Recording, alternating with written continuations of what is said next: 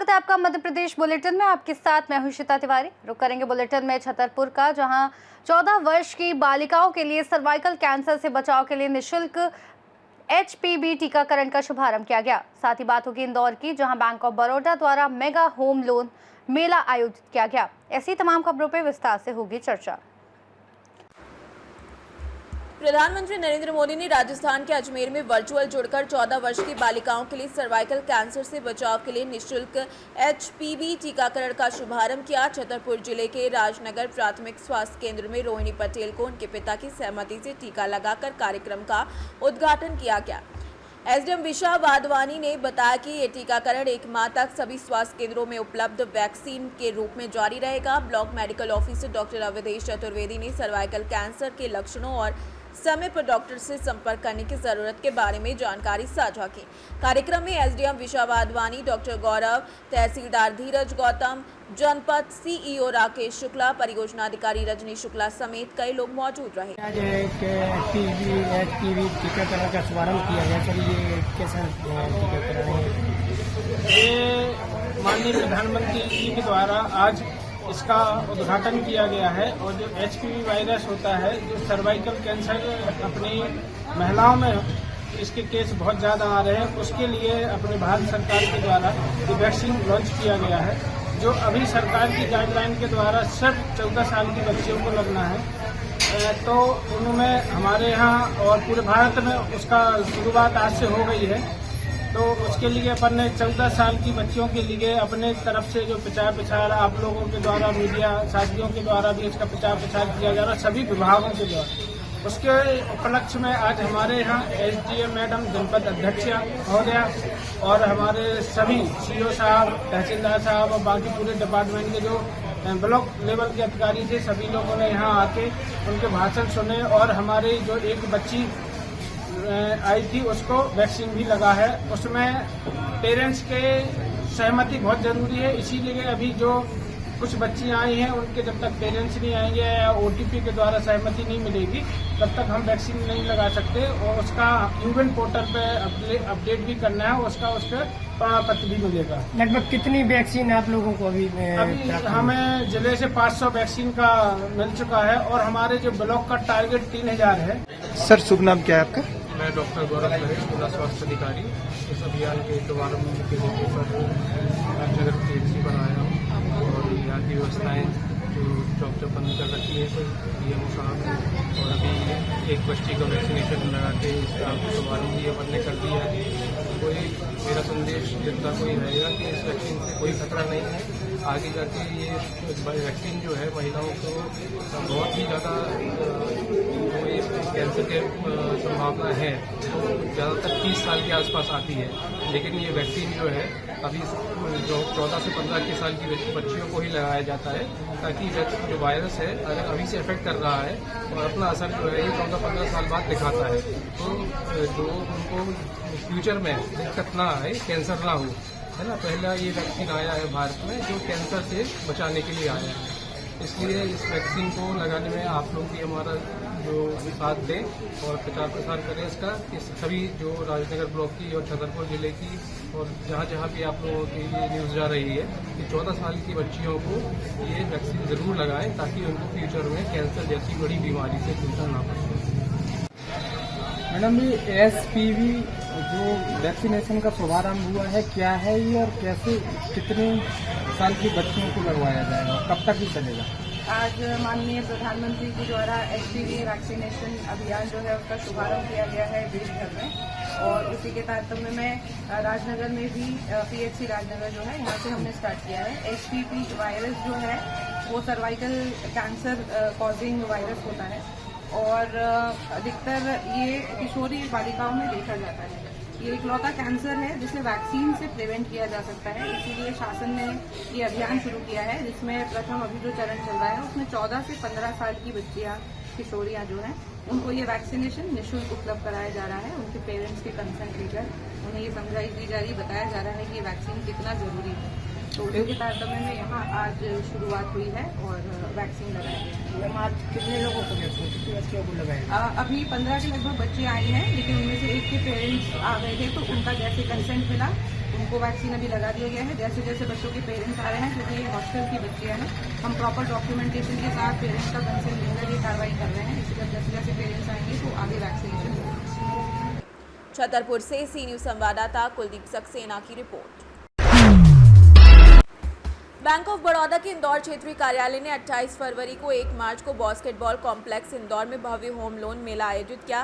क्षेत्रीय प्रमुख शिवाशीष मिश्रा ने बताया कि अभियान के तहत 35 करोड़ रुपए के गृह ऋण तुरंत स्वीकृत किए गए और मेले में 150 रुपए तक की ऋण स्वीकृति का लक्ष्य रखा गया। कार्यक्रम में क्रेडाई अध्यक्ष संदीप श्रीवास्तव, सचिव सुमित, मंत्री मुख्य अतिथि रहे, जहां मेले की सराहना करते हुए ज्यादातर लोगों को आवास सुविधा पहुंचाने का संदेश दिया गया। मेले में 30 से ज्यादा रियल एस्टेट बिल्डर्स ने स्टॉल लगाए। इस अभियान का उद्देश्य ग्राहकों को होम लोन, वाहन लोन और गोल्ड लोन जैसे रिटेल क्रेडिट उत्पादों की जानकारी देना था। होम लोन पर 7% से ज्यादा ब्याज दर, शून्य प्रोसेसिंग फीस और 30 साल तक की अवधि।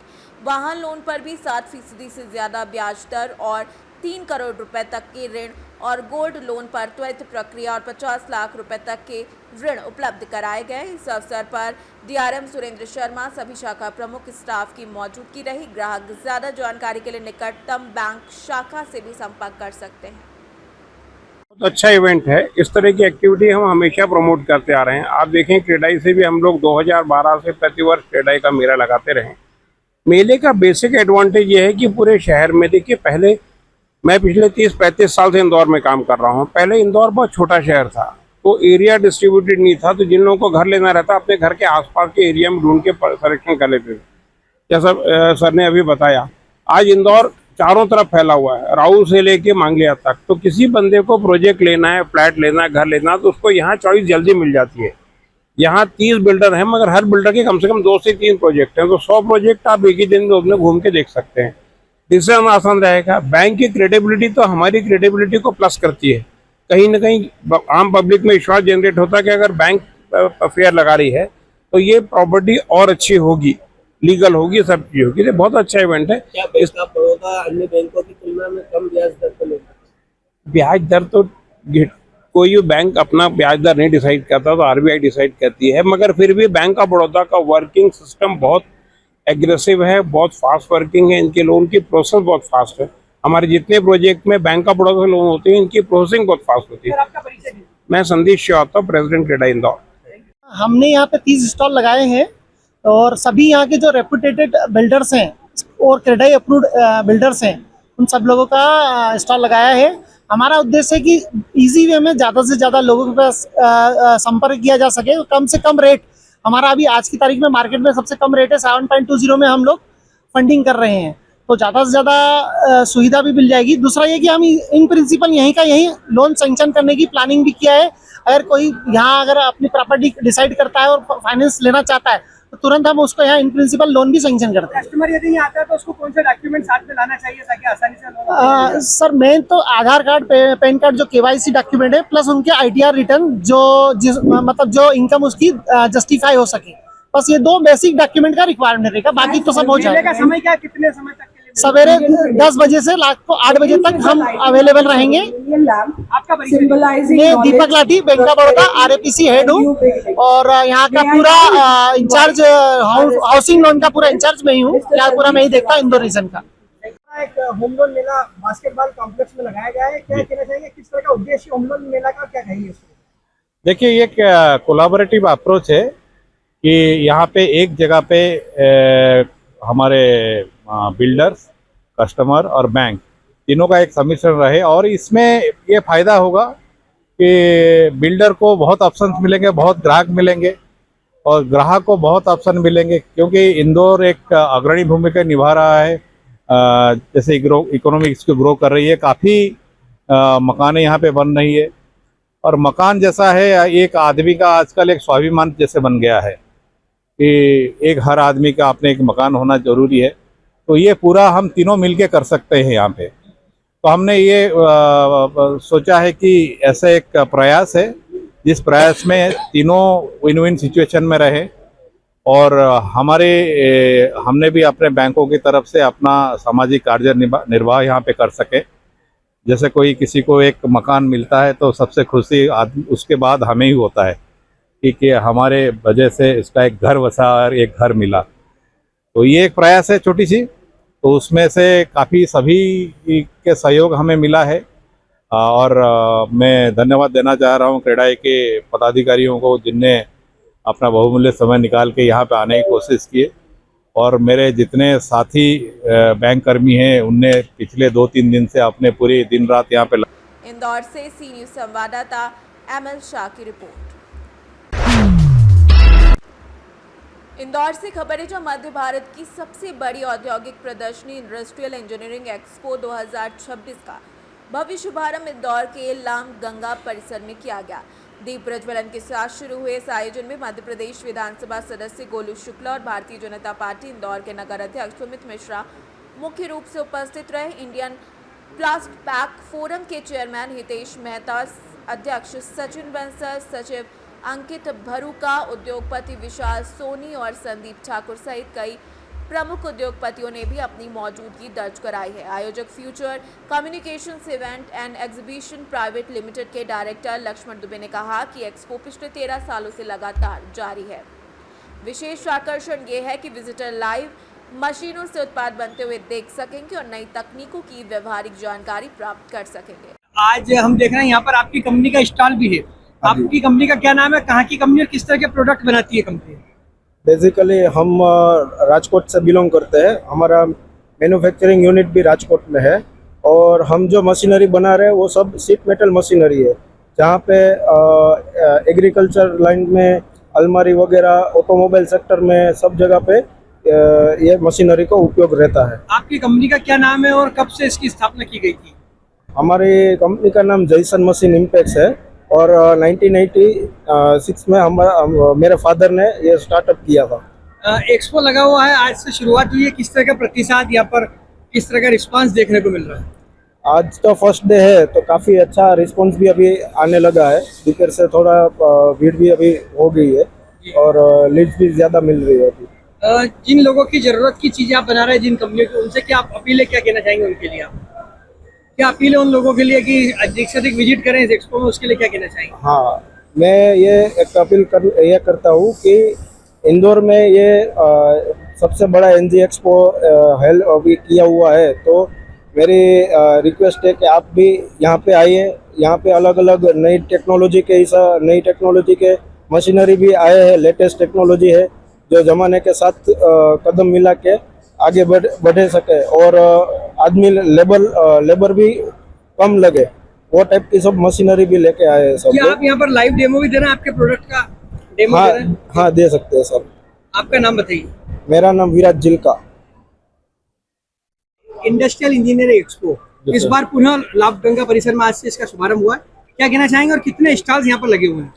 सर, इंडस्ट्रियल इंजीनियरिंग एक्सपो इस बार हमारा ये 13th एडिशन है और यहाँ पे करीब 300 से ज़्यादा स्टॉल हैं और पूरे ऑल ओवर इंडिया से इसमें मतलब सभी मैन्युफैक्चरिंग कंपनी जैसे CNC मशीन में, लेज़र मशीन में, शेयरिंग मशीन में, उसके अलावा पावर टूल्स हैं, बैंडिंग मशीन है, इसके अलावा जो इंडस्ट्री में जो सील्स लगती है, मतलब हर आज की तरह इंडस्ट्री में जो आप सोच सकते हैं वो सभी चीज़ों के यहाँ पे स्टॉल अवेलेबल है। इसके अलावा पैकेजिंग इंडस्ट्री के भी काफ़ी सारे यहाँ पे स्टॉल है, तो वो सभी लोग भी यहाँ पे अपना प्रोडक्ट का शोकेस कर रहे हैं।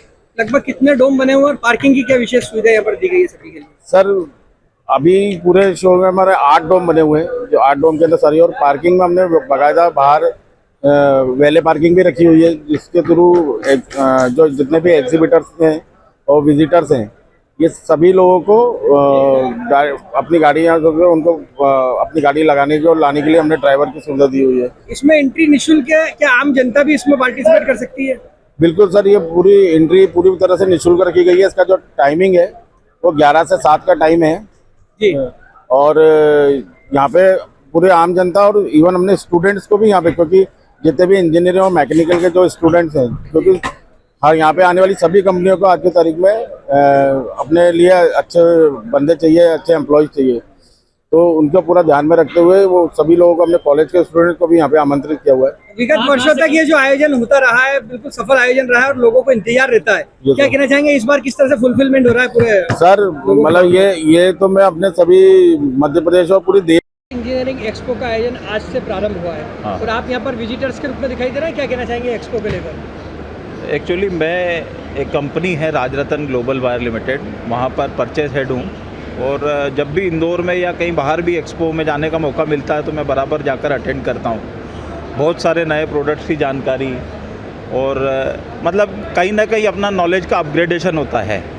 बहुत सी नई चीज़ें देखने को मिलती है, नए सप्लायर्स देखने को मिलते हैं, तो कहीं ना कहीं हमारे लिए हेल्प मिलती है जिसमें हम और ज़्यादा अच्छी प्राइस पर और अच्छे प्रोडक्ट्स मार्केट से ख़रीद सकते हैं। ये जो नर्मदा प्रसाद जी की कंपनी है, यहाँ पर इलेक्ट्रिक पैनल्स का जो निर्माण होता है, हाँ। आप यहाँ पर विजिट किया, आपने क्या कहना चाहेंगे इसमें? देखिए, नर्मदा प्रसाद जी को मैं पिछले करीब 20 से 22 सालों से जानता हूँ। ये पहले किसी और कंपनी में भी किसी के साथ रहे, बाद में इन्होंने अलग अलग कंपनियों में काम किया। इनको पावर पैनल्स, इलेक्ट्रिक पैनल्स और इसका काफ़ी अच्छा नॉलेज है और अभी कुछ समय पहले मैं इनके प्लांट को भी विज़िट करके आया।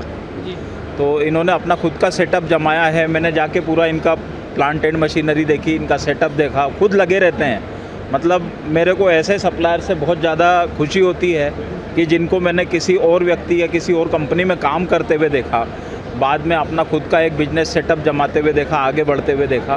तो निश्चित ही ऐसा जो इंजीनियरिंग एक्सपो या ये जो प्लेटफॉर्म है, ऐसे लोगों को आगे बढ़ने में बहुत हेल्प करेगा। और निमोदा जी चूँकि इतना अच्छा एक्सपीरियंस है इनके पास, तो डेफिनेटली इनकी कंपनी आगे बहुत ग्रो करेगी।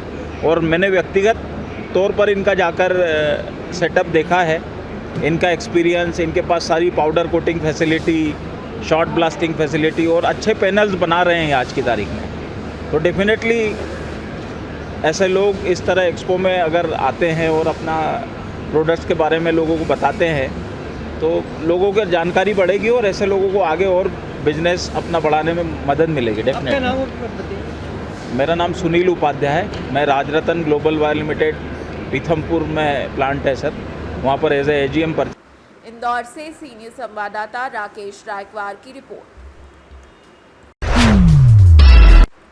नलखेड़ा से खबर है, जहां पर पुलिस ने सरकारी जमीन पर गेहूं की फसल की आड़ में उगाई गई अवैध गांजा फसल पर बड़ी कार्रवाई करते हुए 227 गांजा के पौधे जब्त किए हैं, जिनकी कुल वजन तकरीबन 10 किलो से ज़्यादा है और अनुमानित मूल्य 1 लाख रुपए।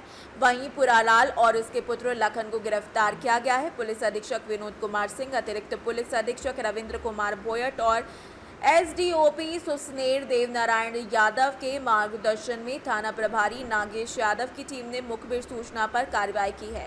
आरोपियों के खिलाफ एनडीपीएस एक्ट के तहत प्रकरण दर्ज कर विवेचना शुरू कर दी गई है, जबकि उनसे अवैध मादक पदार्थ की बिक्री और अन्य संलिप्त व्यक्तियों के संबंध में पूछताछ जारी है।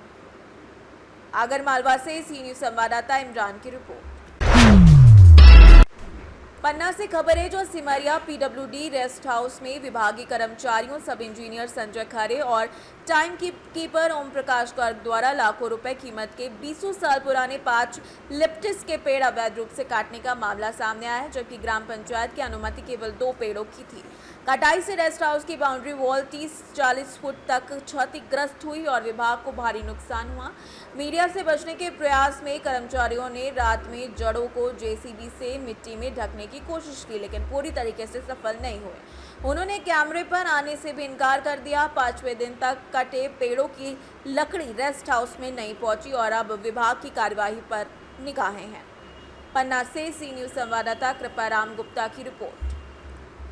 बुलेटिन में फिलहाल इतना ही। देश और दुनिया की तमाम बड़ी खबरों के लिए देखते रहिए सी न्यूज़ भारत।